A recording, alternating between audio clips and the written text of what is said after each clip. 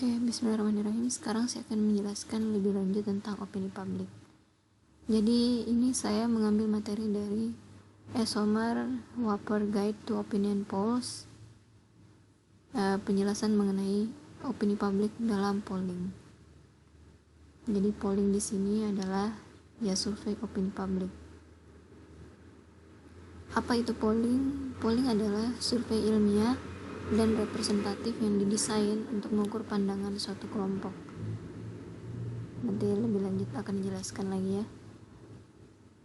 Nah, contohnya apa? Salah satunya adalah bagaimana pemilih itu disurvei dalam pemilu, sehingga hasilnya itu bisa menentukan siapa yang menjadi pemimpin. Apa guna dari polling? Jadi yang pertama adalah kesempatan untuk mendengarkan suara publik. Jadi melalui polling kita bisa tahu misalnya maunya publik sekarang apa. Kemudian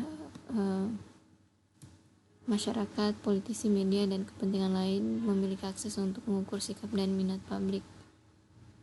Jadi politisi misalnya melalui polling dia bisa tahu kecenderungan tipe pemimpin yang disukai oleh publik seperti apa. Misalnya ada masa ketika elektabilitas Jokowi sangat tinggi, maka mungkin pada masa itu masyarakat sedang menyenangi karakter pemimpin yang merakyat, seperti itu. Media juga bisa mengukur minat publik melalui polling. Masyarakat juga bisa mengetahui, misalnya dari hasil polling ini ternyata tren yang terjadi sekarang seperti ini, sehingga misalnya ada terjadi efek entah dia mau bandwagon, istilahnya bandwagon itu adalah untuk misalnya dengan trennya seperti itu dia jadi ikut juga melakukan hal yang sama.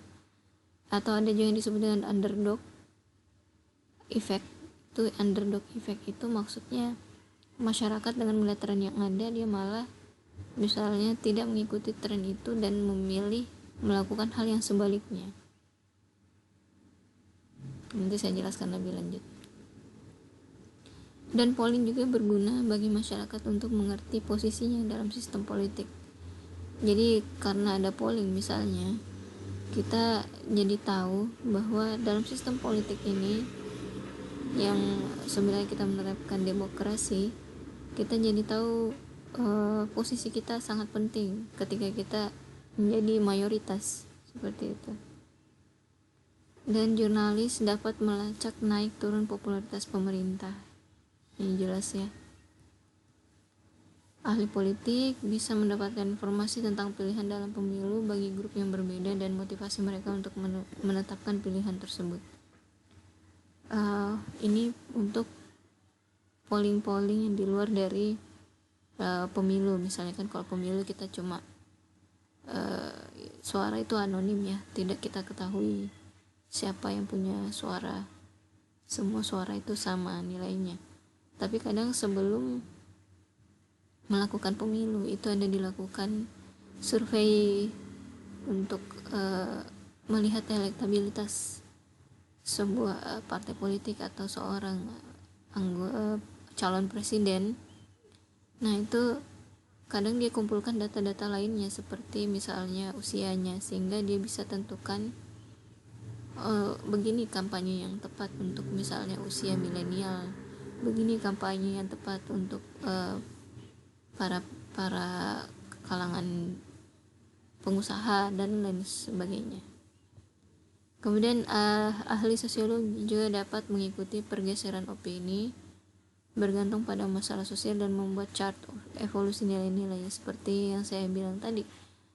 Di sini ahli sosiologi bisa melihat misalnya dari dulu masyarakat menyenangi sosok karismatik seperti Pak SBY, kemudian sekarang malah menyenangi sosok yang merakyat seperti Jokowi. Di situ ada pergeseran opini. Dan tentu saja di balik pergeseran opini itu ada masalah sosial atau hal-hal yang melatar belakangi terjadinya pergeseran tersebut, sehingga dia bisa melihat perkembangan bagaimana nilai-nilai dalam masyarakat itu berevolusi, dari misalnya yang dia high context atau dia mementingkan penampilan seseorang menjadi low context. Dia melihat yang penting misalnya bisa kerja, ya sudah, itu saja yang jadi pemimpin. Kemudian politisi atau orang-orang yang memang aktif dalam politik itu bisa melacak pergerakan dari mitra atau kompetitor mereka di pemilu, juga dampak dari suatu kejadian nasional internasional pada masyarakat. Jadi melalui polling, politisi itu bisa melihat, oh lagi ngetren sekarang gak ya Ridwan Kamil misalnya, dan akhirnya misalnya dia bisa tahu bagaimana menghadapi Ridwan Kamil, politisi tersebut, seperti itu. Dan polling dan kebebasan, seperti yang saya bahas di awal, bahwa polling itu adalah pertanda dari